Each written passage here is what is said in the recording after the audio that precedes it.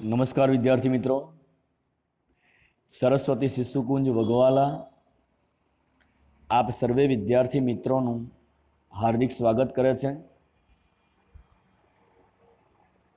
Subject Sanskrit, standard 10 English medium, video number 32। મિત્રો, આપણે અત્યારે ચેપ્ટર આગળના વિડીયોમાં જોયું કે જનાર્દનસ્ય પશ્ચિમઃ સંદેશઃ નામનો ફર્સ્ટ પેરેગ્રાફ આપણે અંદર જોઈ ગયા। એ પેરેગ્રાફમાં આપણે જોયું તો કે ઘટોત્કચ કૃષ્ણનો સંદેશ લઈને રાજદરબારમાં આવે છે। ધૃતરાષ્ટ્ર એ સંદેશો સાંભળવા ઊભા થઈ જાય છે, પણ ઘટોત્કચ કહે છે કે તમે વડીલ છો અને કૃષ્ણ ભગવાને ઓર્ડર આપ્યો છે કે એ સંદેશ શાંતિથી એક ચિત્તે રહી અને સાંભળે, એટલે તમે બેસી જાઓ। જેવું આ વાક્ય ઘટોત્કચનું સાંભળ્યું, તરત જ ધૃતરાષ્ટ્ર શું કહે છે? ધૃતરાષ્ટ્ર ઉવાચ, ધૃતરાષ્ટ્ર કહે છે કે યદા આજ્ઞાપયતિ ભગવાન ચક્રાયુદ્ધ, યદા આજ્ઞાપયતિ, જેવી આજ્ઞા ભગવાન ચક્રાયુદ્ધની એટલે ભગવાન કૃષ્ણની, ઉપવિશતિ એ પાછા પોતાના સિંહાસન ઉપર બેસી જાય છે। હવે ઘટોત્કચ પોતે પોતાનો સંદેશ ભર રાજ દરબારમાં સંભળાવે છે।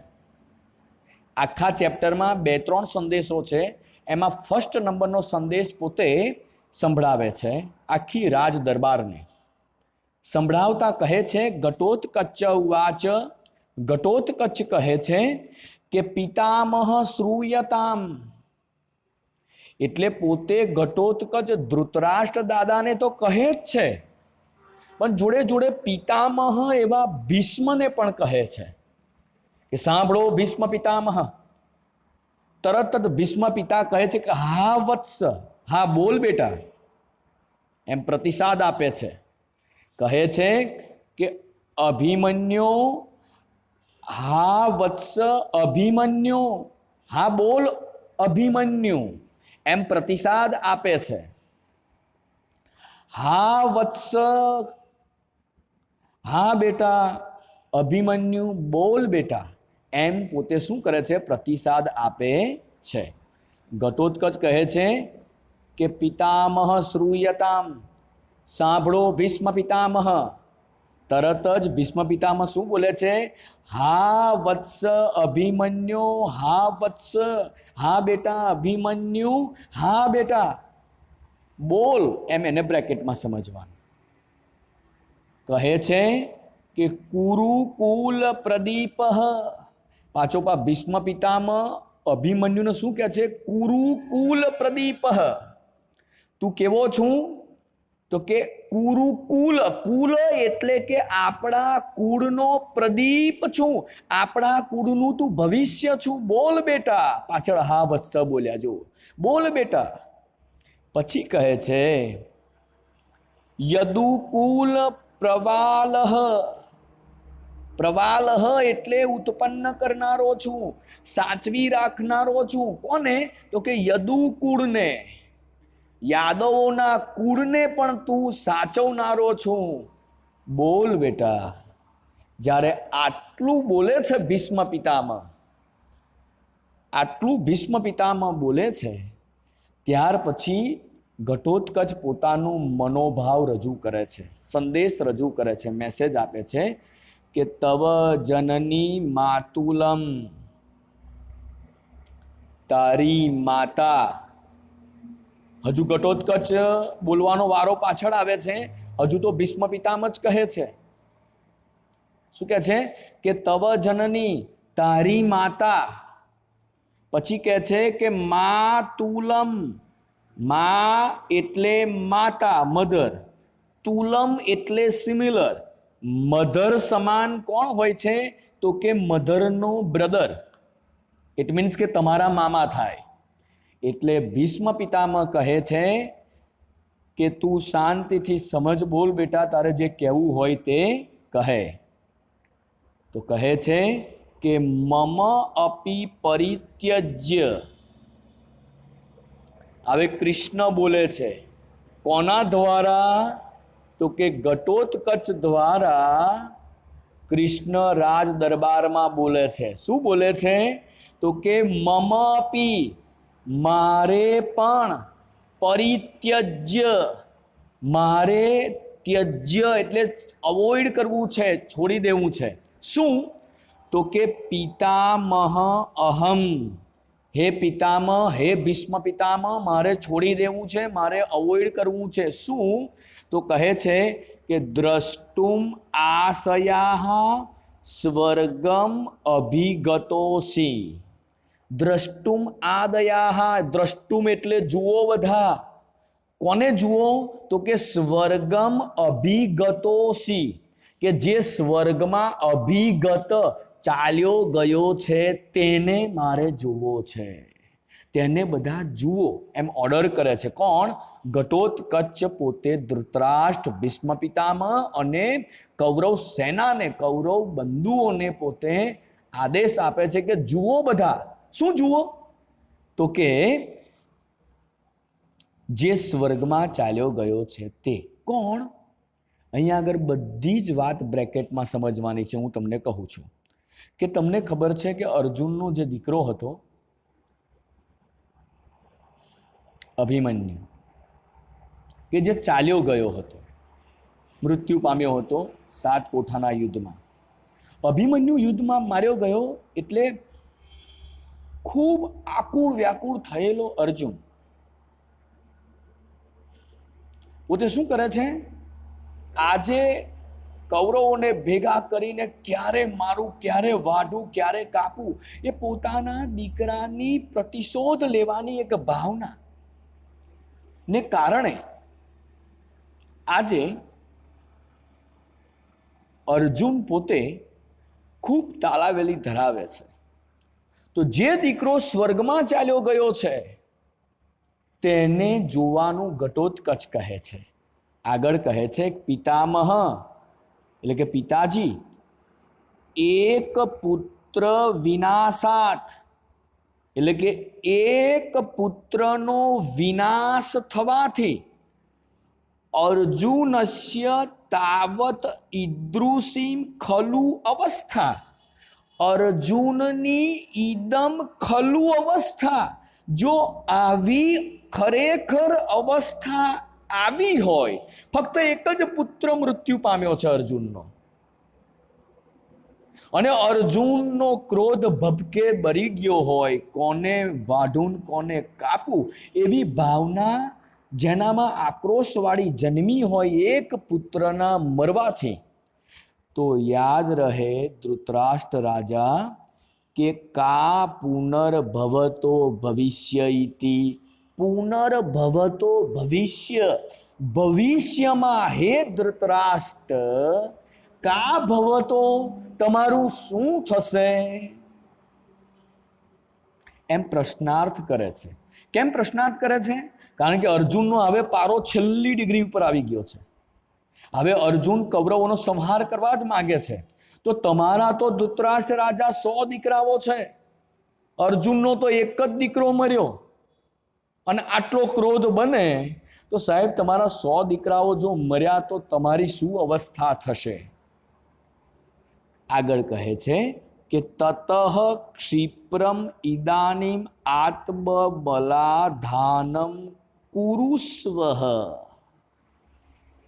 તતઃ ક્ષિપ્રમ ઇદાનીમ એટલે કે તો પછી ઝડપથી પોતાના પક્ષને જો આવું થવા ન દેવું હોય, જો તમારે આવું થવા ન દેવું હોય, 100 દીકરાઓનું મૃત્યુ તમારે ન ઈચ્છવું હોય, તો તતઃ ક્ષિપ્રમ ઇદાનીમ, ક્ષિપ્રમ એટલે વાડી લો પાછી, ઇદાનીમ એટલે આને, આને એટલે કોને?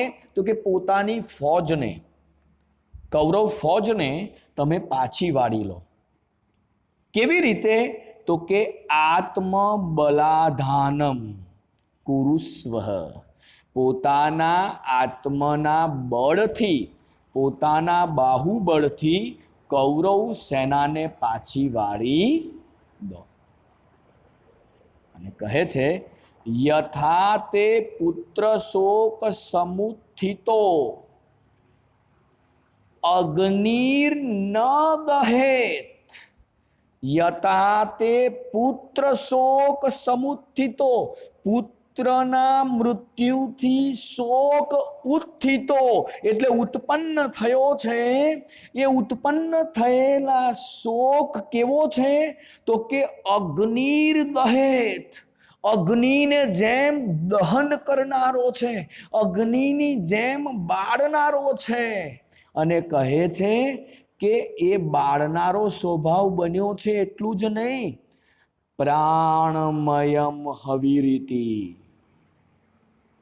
એ બીજાના પ્રાણને હવિરીતિ એટલે હોમમાં હોવી દે, હોમમાં આહુતિ બનાવી દે, એવા પ્રાણવાળું આજે એનો ક્રોધ બનીને ઊભો છે.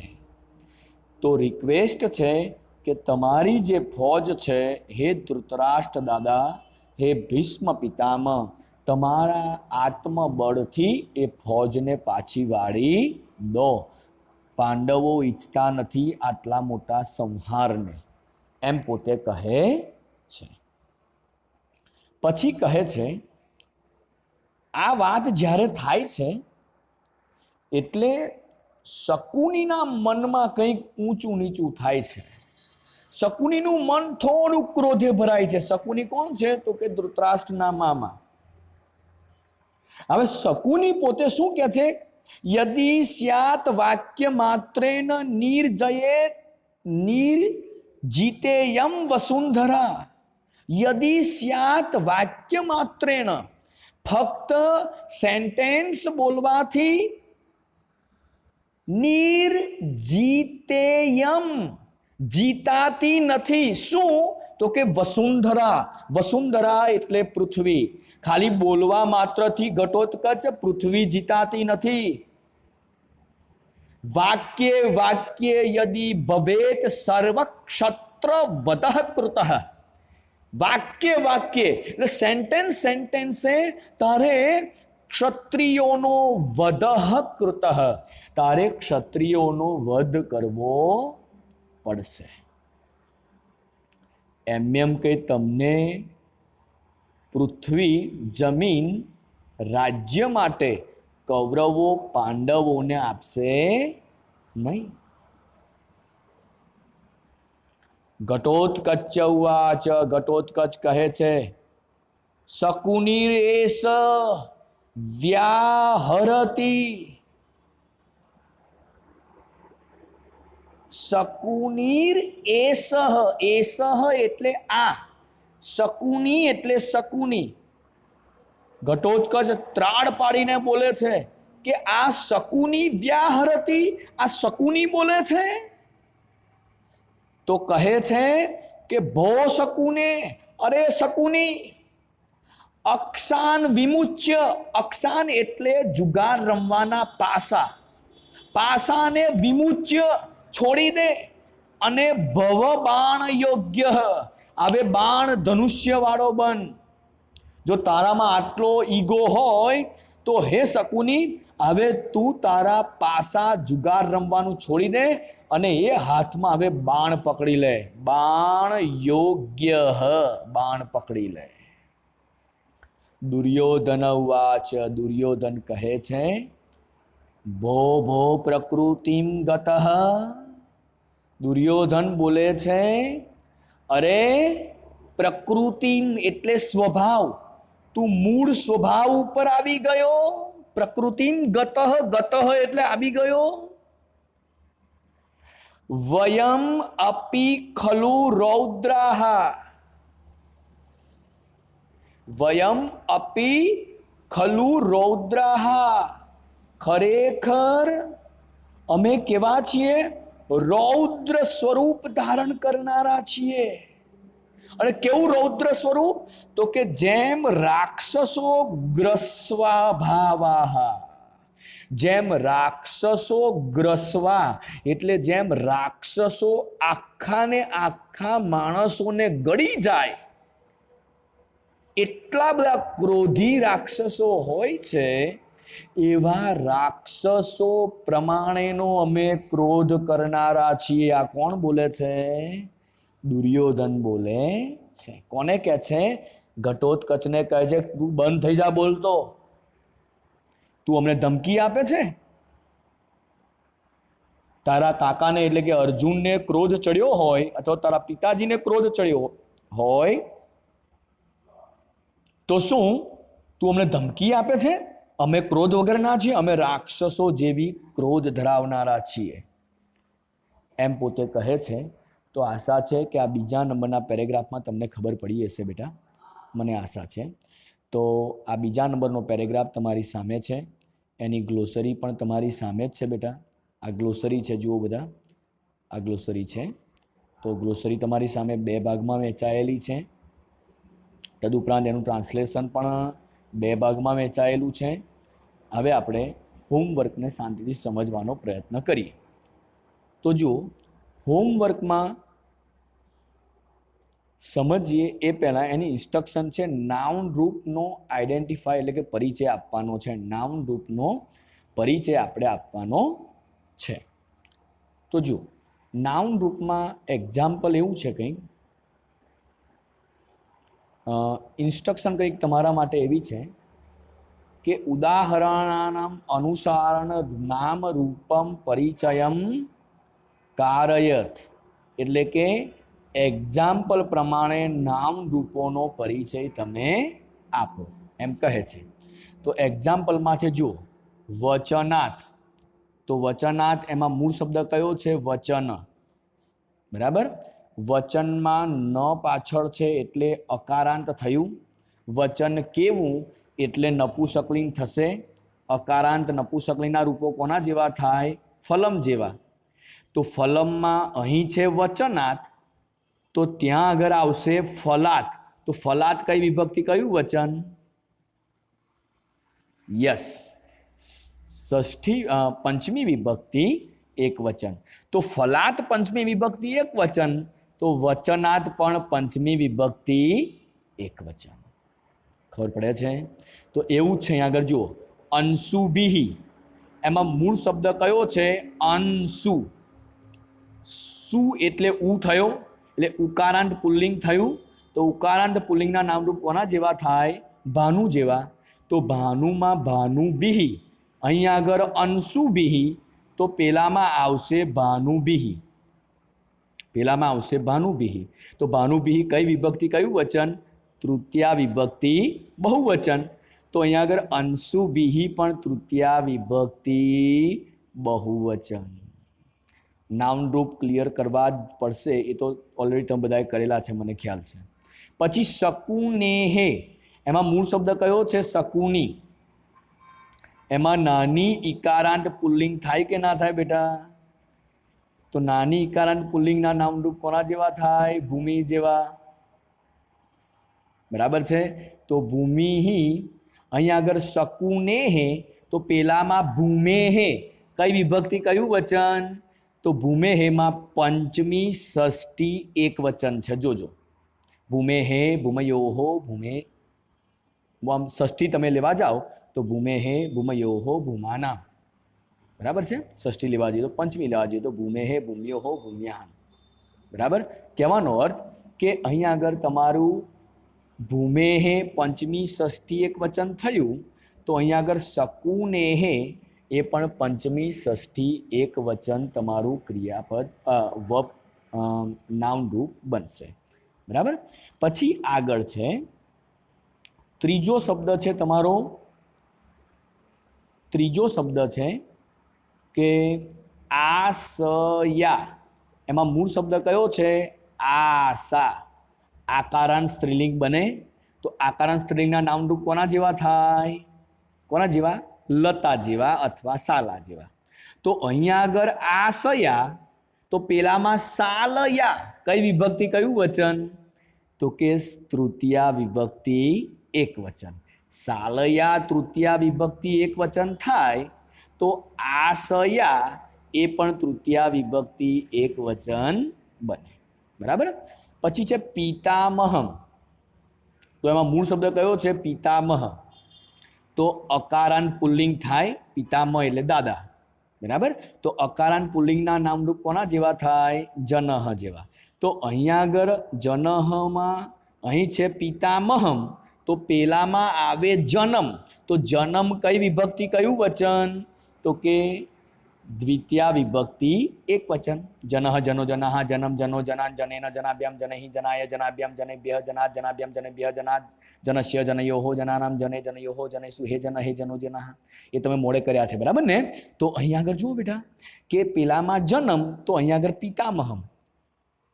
તો જન્મ દ્વિતીયા વિભક્તિ એક વચન બને તો પિતામહમ પણ દ્વિતીયા વિભક્તિ એક વચન બને. બેટા મેં અહીં જવાબ આપ્યો છે એનો અર્થ એવો નથી કે તમારે ઉતારો કરવાનો છે. હા, આ જે સમજાવું છું એને સમજો, અને તેમ છતાં પણ પ્રોબ્લેમ થાય તો આ જવાબનો બેટા તમારે ઉપયોગ કરવાનો છે. મને ખબર છે કે તમે અચાનક તમે કેમ મને ફોન કરો તો બહુ સરસ બેટા, પણ ફોન કરતા નથી, મનમાં ને મનમાં પ્રશ્ન રાખે છે બધા. એટલે એ પ્રશ્નનું સમાધાન થાય એટલા માટે મેં બધા જવાબો આપ્યા છે. બરાબર. પછી આગળ છે બેટા રાક્ષસેભ્યઃ. એમાં મૂળ શબ્દ કયો છે? રાક્ષસ. તો અકારાંત પુલ્લિંગ થાય રાક્ષસ કેવા? તો અકારાંત પુલ્લિંગના નામરૂપ કોના જેવા થાય બેટા? જનહ જેવા. તો અહીં રાક્ષસેભ્યઃ, તો પેલામાં જનેભ્યઃ કઈ વિભક્તિ કયું વચન?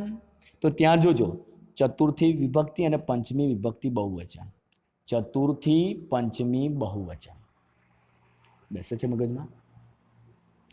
તો અહીં પેલામાં જનેભ્યઃ ચતુર્થી પંચમી બહુવચન, તો અહીંયા આગળ રાક્ષસેભ્યઃ પણ ચતુર્થી પંચમી બહુવચન જ બને છે. મારો કહેવાનો ભાવાર્થ એટલો બેટા કે આ નામરૂપ તો તમને ક્લિયર થઈ જ જશે, પણ જોડે જોડે આ જે તમને મેં પેરેગ્રાફ આપ્યો છે, આ પેરેગ્રાફ બીજા નંબરનું, એનું ટ્રાન્સલેશન પણ મોડે કરજો બેટા.